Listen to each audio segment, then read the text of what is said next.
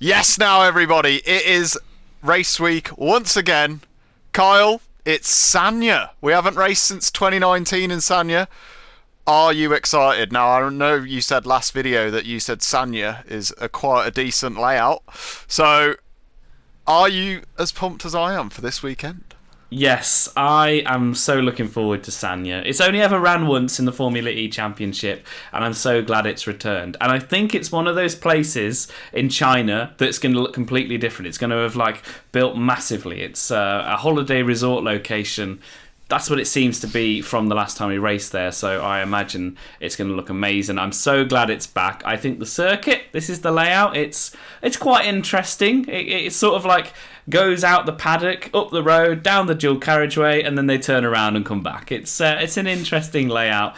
Obviously, we've had previous grid here that obviously it was Gen 2, so some of the drivers are familiar with this circuit. But obviously this is Gen 3. We don't know how it's going to go. We didn't know how Monaco was going to go. But what a race weekend that was. What did you think of Monaco, Cor? 2 crazy races. It was nuts, wasn't it? I mean, Tictum, hard done by, was he? Was he not? I don't know. He got 6 points, but didn't finish in the points. Yeah, he did a Mortara. It was one of them weekends. He did a double pole position, which is quite an impressive feat. At probably one of the hardest circuits in the world, being so tight, 100% of that is barrier, unless if it's Sandavot. So yes, it's definitely, it was interesting. I think some of the pointers to take away is firstly your bold call of the century. He had 2 points, he said, and then and then you went along and it's and I think he's going to get second. I mean, you chose 8th position, and somehow. It was 9th position, and somehow you've got him in the points. On the podium in the correct position. That was an incredible call. I told you, everybody's going to be flying in from all angles, and Drugovich was certainly one of them. And now he certainly did. It's almost like he watched the video and went, "You know what? I'm going to prove that guy right." Yeah, I did try and tag him, but we got no response. But it's hopefully he might see this one, and it depends where. He's waiting for the next video where I call him for doing something good. Well, you're going to have Buemi and Ericsson swearing at you in London, but you're going to have some right old handshakes with Drugovich, so I think it's a good one to go on. Obviously, yes. Monaco was an absolute blast. The penalty system and the crashes, it was all part of the experience. I think there's a lot to learn for Gen 4. Obviously, us in the community, we're talking about the penalties and, how it kind of worked out with Dan getting 33 seconds for the DaCosta incident. FE Zone, I'll give them a shout out. They did a really good breakdown of the incident. So I also said on their live show that 33 seconds was probably because that's the number on his car. They were like, what time penalty do we give him? But Monaco is fantastic. Absolute overtake festival. It's what we expect from is it the pinnacle of racetracks? I don't know. But yeah. Scores on the door. Well done, Corey. You're still leading on 75 points. I've got 61. I actually clawed some points back. So originally you won the weekend, but then obviously Andretti dropped out by Dennis's penalty, and it gave Nissan the pity points, and I went Nissan. So come off it! So, I pulled that Drugovich call out of nowhere, and I don't even get the pity points on top of it. No, Dennis let you down. Damn. For our championship, we had 2 maiden winners. We had Dominic Barden winning race 1, and we had Nano_Marfo for race 2. So we had an amazing turnout. So thank you so much, everyone who took part in that race weekend. It was amazing to just see the results. Obviously, if you're new to this championship, we have a great animation video that explains the rules. This is a single header, so Corey gets a set group, I get a set group, so there'll be no fighting today. But you guys can have free reign on who you pick. So here's a little screenshot of the rules, just in case this is your first one. It's an exciting championship. Good luck to everyone that joined. Obviously, it's Sanya. The last race results I've got written down was a winner was John-Eric Verne, followed by Oliver Rowland, and Antonio Felix da Costa was the podium. So that's all we've got in terms of results. So these predictions are going to be wild. I wouldn't say they're going to be bold, but I think they're going to be wild, aren't they, Corey? Well, when I'm on the show, anything could happen. Certainly. Because I seem to make some bold calls, and I seem to be getting the points to to back it up. So who knows? Maybe I'll do a pretty boring prediction today, Kyle, and see how that goes. I don't think that's possible. So we'll get it started anyway. Let's go into the duels. Who do we think is going to get through the first qualifying session? So it's the top 4, starting with 4th position. Who have you got, Corey? Well, I've gone for the hero of last round for me, Felipe Drugovich. I couldn't not pick him straight away. I mean, when you sent me the list of my group, and I saw his name, I was like, right, I'm throwing him straight in there. Don't care what anyone says. Drugovich is in. He might be my new favourite driver after that, Kyle. I must admit, I do like him. I do like Ericsson, obviously. I hope Andretti see this, because I think that you could be wearing some black and yellow merch before the end of the season.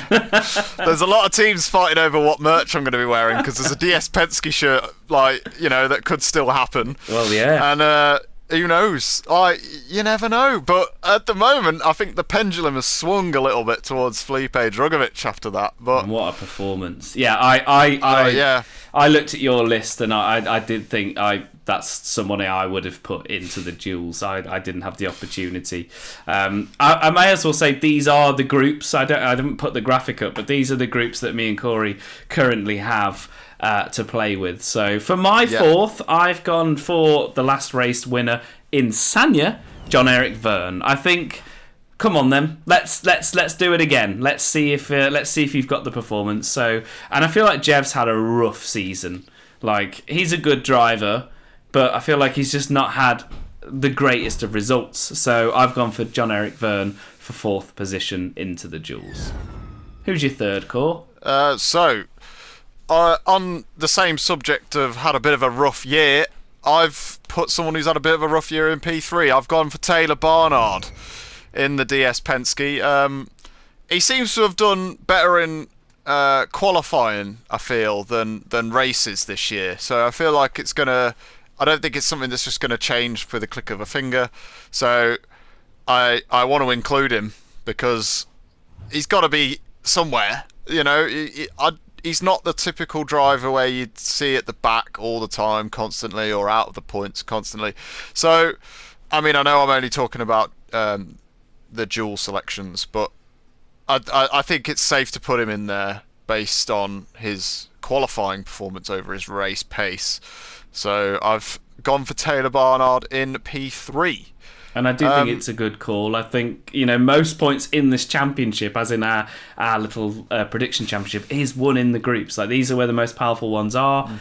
I think it's a really good call. I think Barnard's kind of had some tough luck in the races, but has had some outstanding qualifying duels, knockout stages. I think he seems to always get into the knockouts by the looks of it. So I would certainly agree with that decision. For my 3rd, I've gone for Ericsson. Again, it's a new circuit. I do believe that the Envision car is decent, and I think he's a decent driver. He has either a good weekend or a bad weekend when it comes to the duels. So, and I think, given the selection I think there's 3 drivers I wouldn't put in there. So Ericsson was kind of just like, who would I want in the sort of mid-range? So yeah, I've gone for Joel Ericsson, your favourite.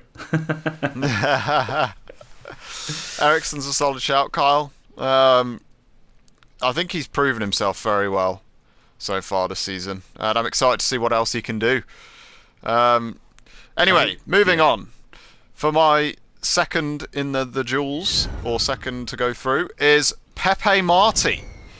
I just think he's got a chance to do well in a qualifying for once. If you get what, if if you're on the same bit of thread that I'm sewing, kind of thing.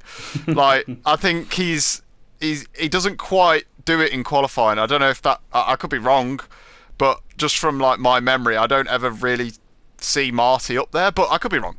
Yeah, well, he's a rookie into the season, isn't he? So, and I think absolutely. He's had enough races now to work with that Porsche powertrain in I was going to sort the Tictum car. It's not the Tictum car. It's the Cooper Kira. Cooper That's Kira. what I was trying to say. Yeah. So, but yeah, I think he's had some time to bed in. He's had a wonderful season, and I think he's going to be, come 2-3 seasons down the line, probably a championship contender if he stays in the series. So, yeah, I think mid-season, good decision to put him in there.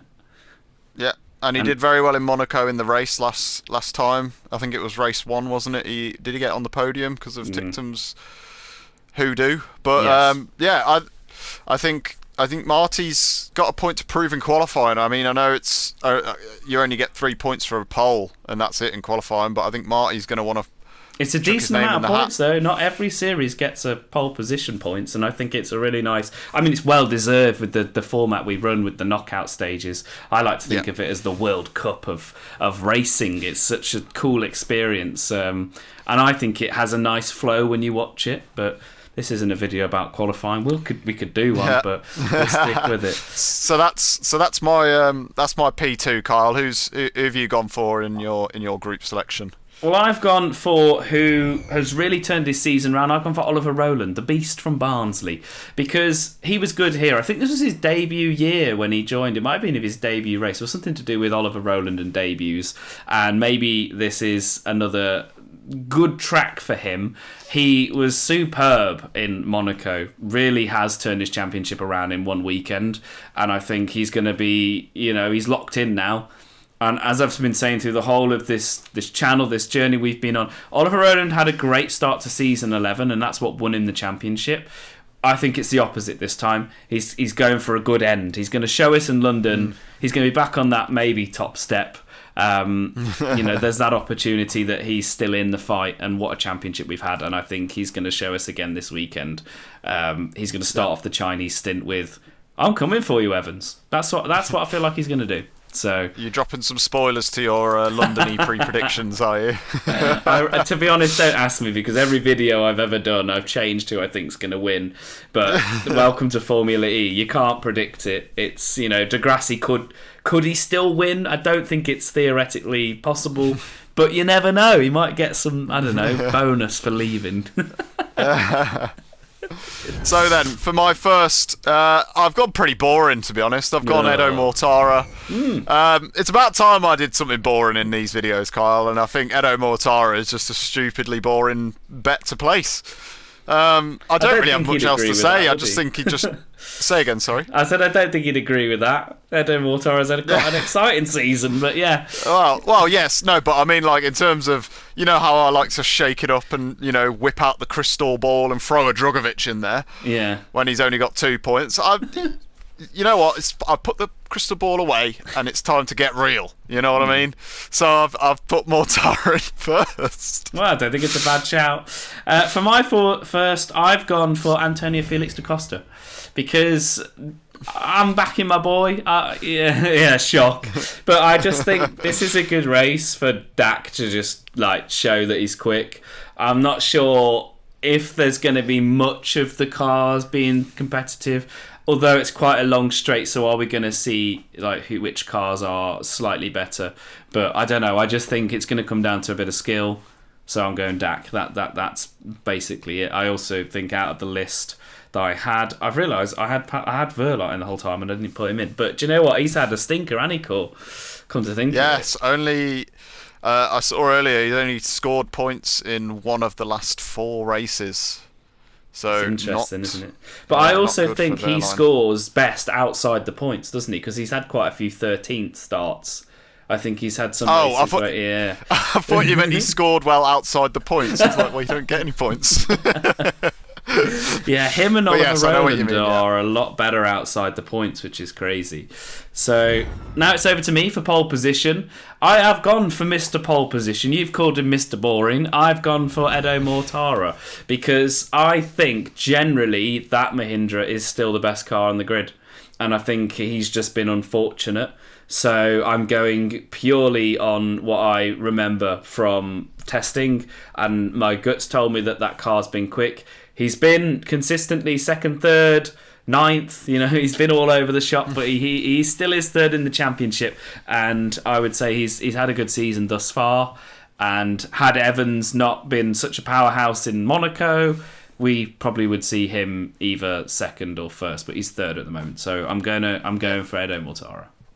Can I just clarify? I didn't call him boring. I was saying it was a boring choice. So Edo, if you're watching, that's not what I meant. speaking of not boring, I have gone for a not boring poll. I've gone for Gunther. Yes, I am backing him. Yes. That's crazy. I was looking the other day, and he's had a terrible season. He's right down the bottom. Yeah. So he's 18th, I think, in the standings, and I'm like, what's happened to him? Like, he's not normally this low down. This is Maximilian Gunther, isn't it? Yeah, this is Gunther. He's an absolute machine. Like, what's going on? So yeah, I've stuck him on pole, so he gets some points at least. But that's my bet. I mean, Sanya, we've only been there once. Only 8 of the drivers have raced there. I don't know if Gunther was one of them. I don't think he was, because I think he would have been in F2 at that point.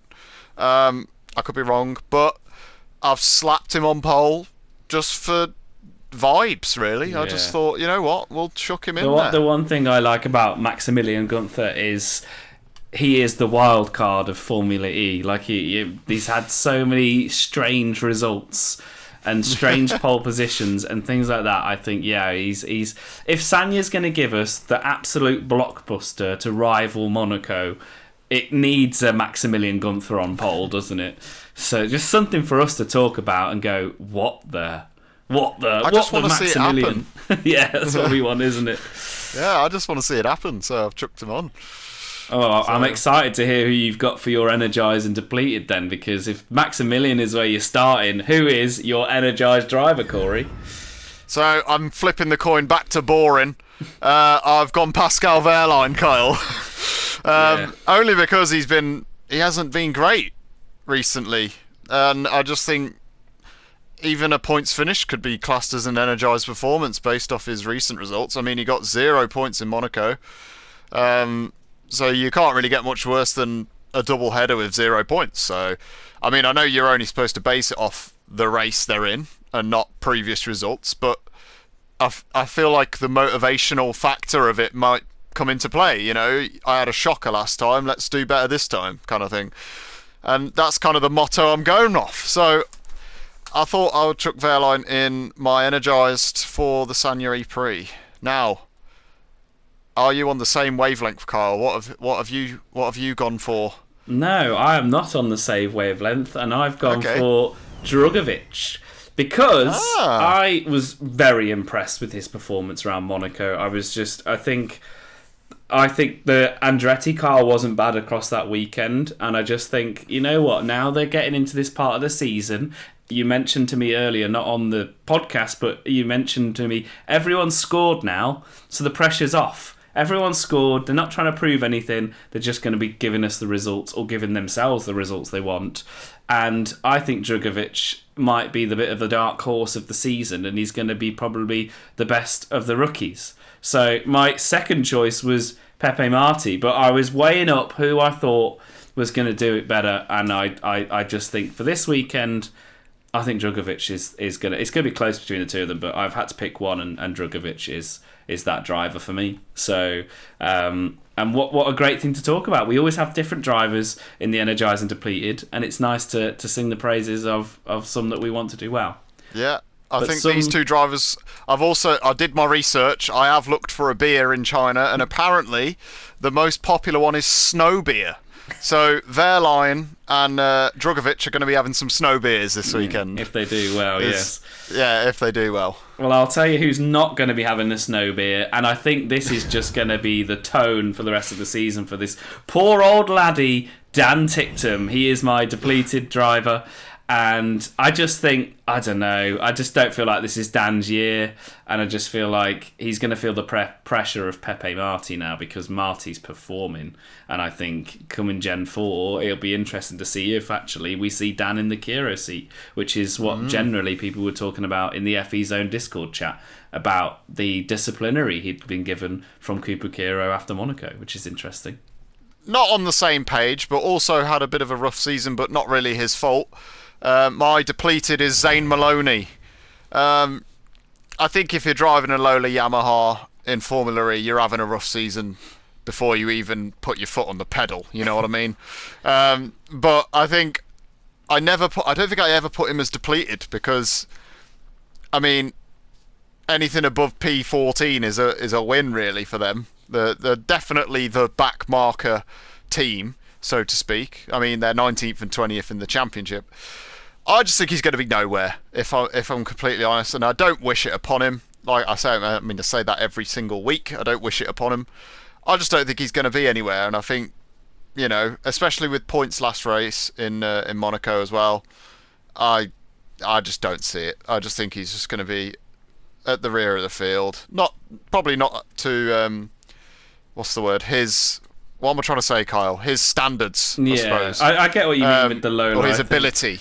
We always say, isn't it, that with a double header they've got at least Saturday to get it right for Sunday, but with it being a single, I mean, that's just what we say. That's not true, but I do think I think the Lola is, again, like you said, it's further behind, and I hope that when they come to Gen 4 they're not in this stage, and I don't think they will be, because I think Zane Maloney is an absolute class driver. I just think you get dished out the package you've got. And he never moans about it, but yeah, I think it's a good call. I think it's going to be one of those race weekends where no one knows a lot about this circuit, so it might be a safe race for a lot of people. And I don't think they're going to be making bold calls, which means there probably isn't going to be too many wrong decisions. I'm not even sure if this is a pit boost, so they haven't really released that information yet. So if it was, then maybe. But I think when it's a standard, what we call the energy race, where the energy they start with is what they've got to sort of get through the race, it's a little bit of a different race. So, and the fact that it's a single header is a shocker. I think we banned single headers for new circuits, even if they've returned after 4 years, because I think look at Madrid, what a race we had there. Like 4 into the last corner. So, but yeah, I think our depleteds, they are interesting, aren't they? I think, I don't want Zane, because we all like to think that we're all Lola fans at heart while they're at the back. So, and I think they did fantastic in Monaco, and I think it's not always going to be like that, is it? So let's hope for Gen 4 that we have a news headline that says Lola Yamaha dominance could bore fans. Like, you know, imagine that, right? We go into Gen 4 and Lola are just smoking them. Like, that would be incredible. So, touching on what you said, like, we don't like to see him at the back. Yeah. Well, yeah. But, like, you know what I mean? Like, who knows? Zane Maloney in Gen 4 could be an absolute beast if, obviously, he's in the Lola seat. But I think he's an absolute beast now. I think his vehicle is an absolute beast. So yeah. When you're driving a shopping trolley on a motorway, you're not going to get very far, are you? Not at all. Shall we have a look at the podium? Who? I mean, the podium is an interesting one, isn't it? Because we've only got one result that we've had here before, and we can't even tell because our knowledge predates it. We weren't Gen 2 watchers. I mean, you probably had your tabs on Formula E, but it wasn't. This is old school. This is really. So you know, it's a good returning track. The third position, I believe, is yours to start with. So, who is on your third position? So, last time there on the podium, like you touched on earlier, there's 3 drivers on the podium who are on the grid still, and I've gone for one of them. I've gone for your favourite Daki da Costa. Antonio Felix da Costa is my P3. I don't know what he was driving in 2019. Was it the Techita or whatever it was? Yes, I would have classed as the Techita, yeah. So he's been on a podium here before. I don't see why he can't replicate that, given the fact that he's doing well.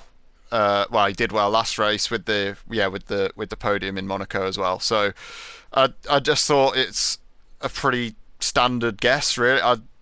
I mean, obviously, like you said, we can't touch on history of Sanya because it's 2019 Gen 2. You know, a lot has changed.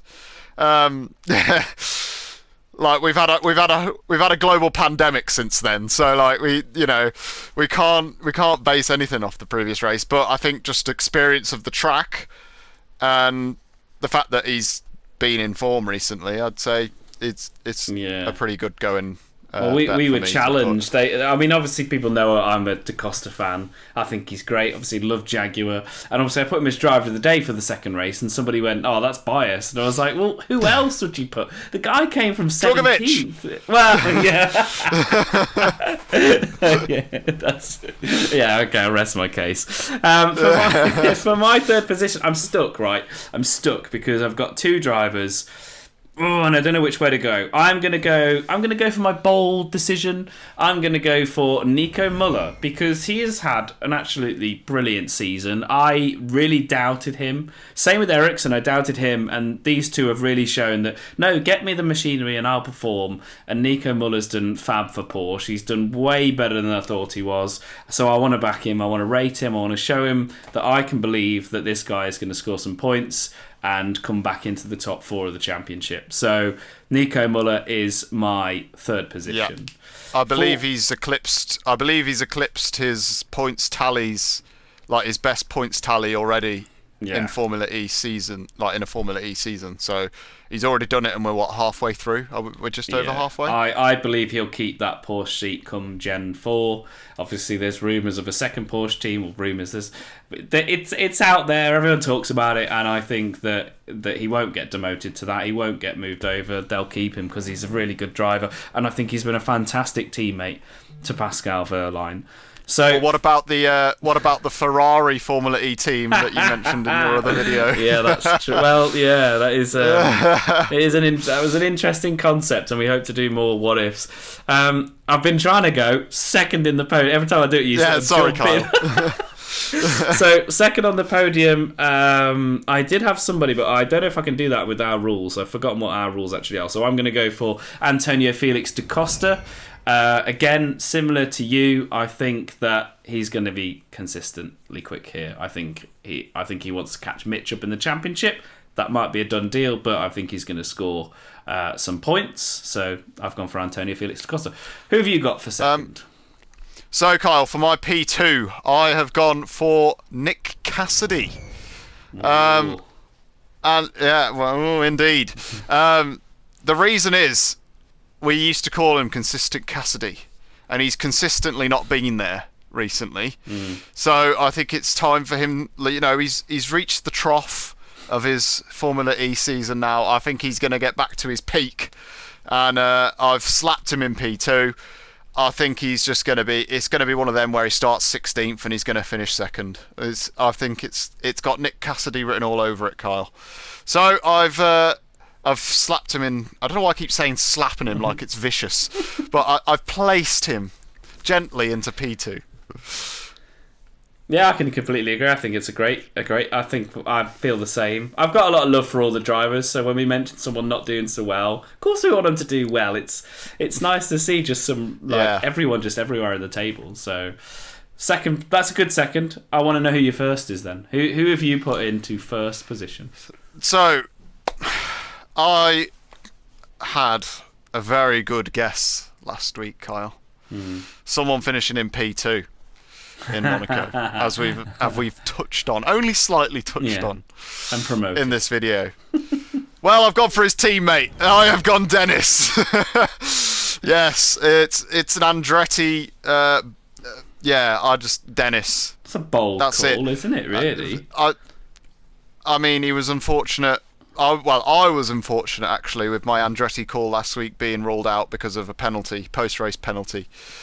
I think it's Dennis. It's Dennis's time to win a race, Kyle. I think it's. I think we've had a bit of a not a mismatch. What am I trying to say? Like a bit of a variety. That's the word. Yeah, of winners. We've had a plethora. I think we've had. Is it 8 different winners now? Which is crazy. Yes. So, we've had a lot of different winners, and Dennis He won the very first one. His car was red back then. That's how long ago it was. This yellow Andretti has not seen the top step yet, Kyle, and I think it's time. Yeah. So, I think based off, he's going to want to better Drugovic's result as well, I feel like. He's going to want to prove the point over Drugovic, like, you've had your second, now I'm the number one driver in this team. I'm going to win the race. So, I've gone for Jake Dennis, and I think he's a very intelligent driver. So I've missed him. I've missed him a lot off the top step. Actually, I think he was one I thought could have had season 12 in his hands, and I think he is still decently in the top half of the points. I haven't recorded race week yet, but I get to know the tables, and I think going into Monaco, it was him, Dak, and Muller that were all sort of like throwing hands. I think it was. So and obviously he had a bit of a disappointing result, but put that behind Jake. slap it on the podium. Yeah. I think some of them will all be commenting saying steak bake Jake, because that's what we call him in the comment section. So yeah, we'll definitely.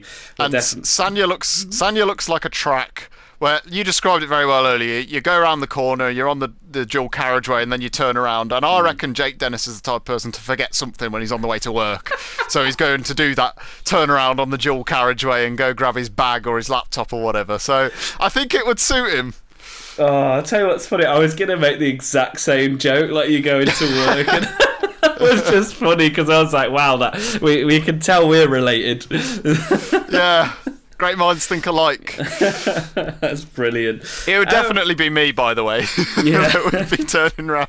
For my first, this is a toughie one. Why do I do this to myself? Like, Kyle, if you need help, just think who looks like they're going to forget something at work and have to do a U-turn on the dual carriageway. Yeah.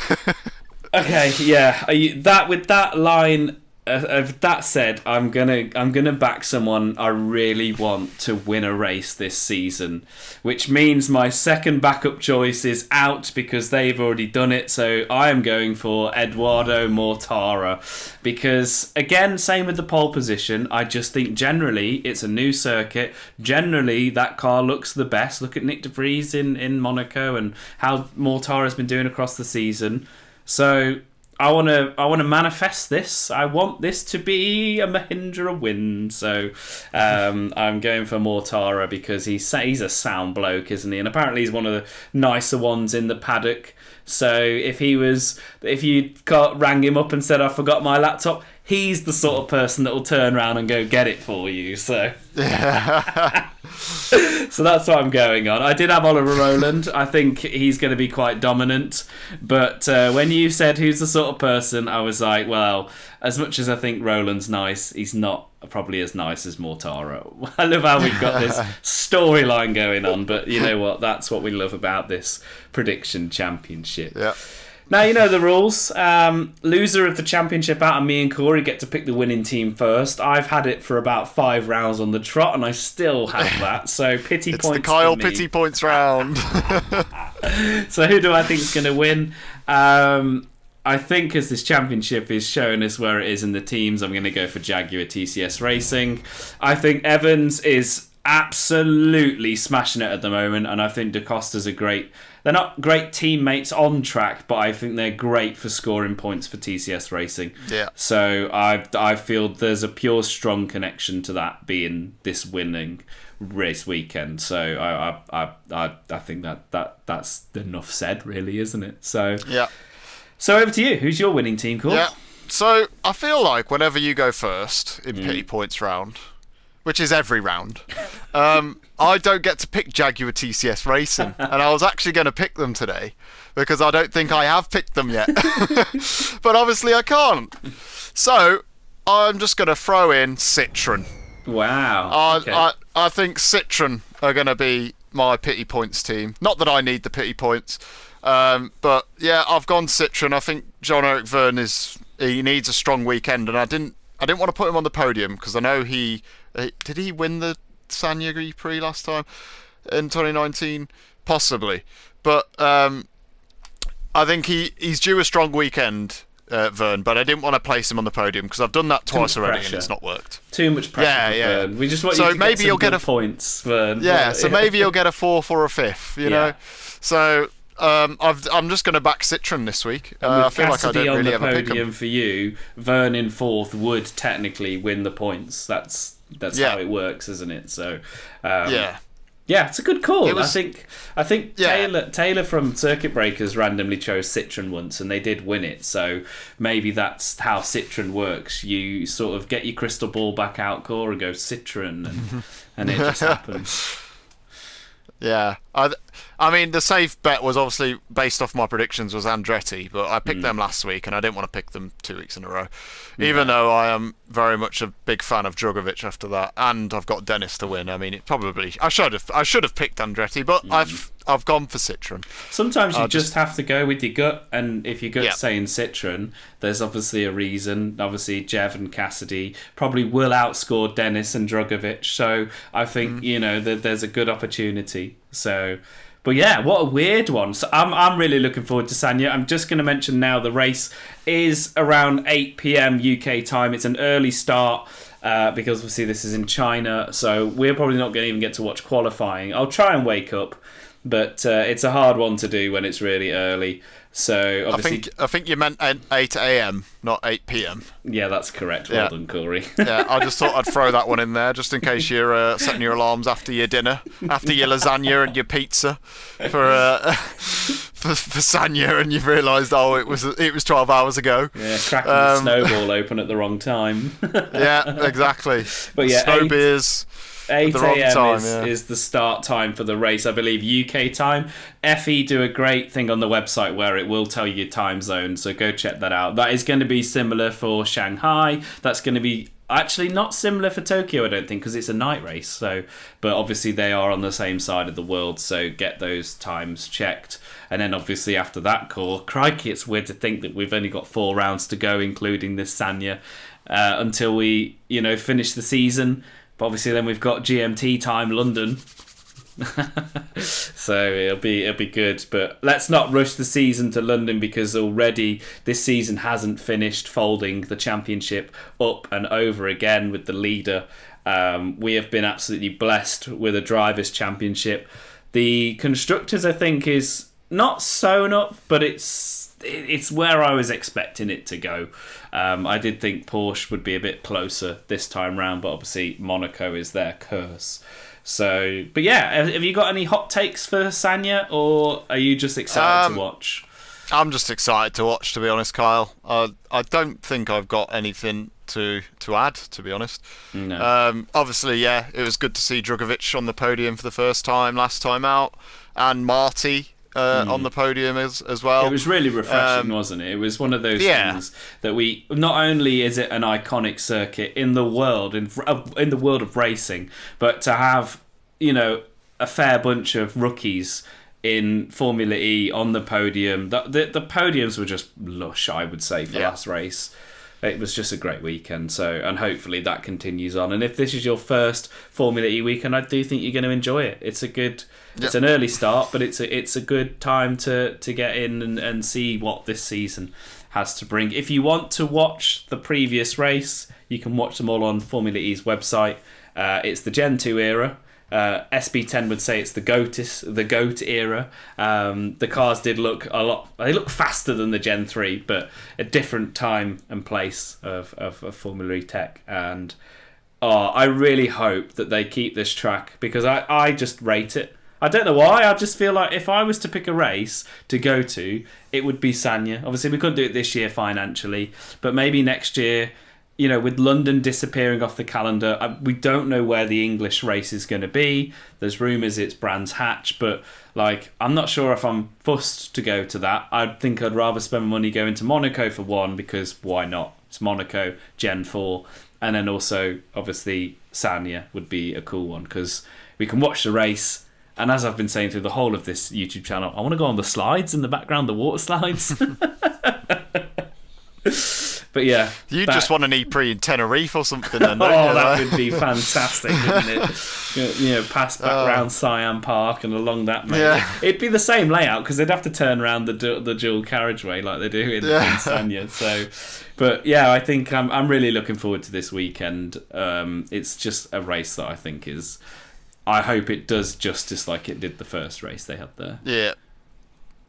Perfect. Is that it? I think that's it. Oh, sorry, I was just agreeing with you, yeah. So don't forget to put your predictions down below. Obviously, copy and paste the format in the pinned comment, and, have a guess, have a wild guess, or do a Corey, have a bold call. Obviously, it's a single header. I don't even know where this race. We could be completely wrong, call, and that's what we love about this series. Either way, we love looking at the predictions and seeing how close your predictions are based off ours, or if you've gone full rogue, or if you've, we love looking at the variety of them, and it's good to see that no two predictions are the same. So we do read every prediction, we do look at them, and good luck. is probably about all I've got to say. Yeah, these are the rules, just in case you need one more refresh. But I think that's it, cool. I think if we ramble anymore, they'll click off the video anyway. So I'm just going to hand it over to you to finish. All right then. Thanks for watching, guys. Hope you enjoy Sanya. And here's the outro.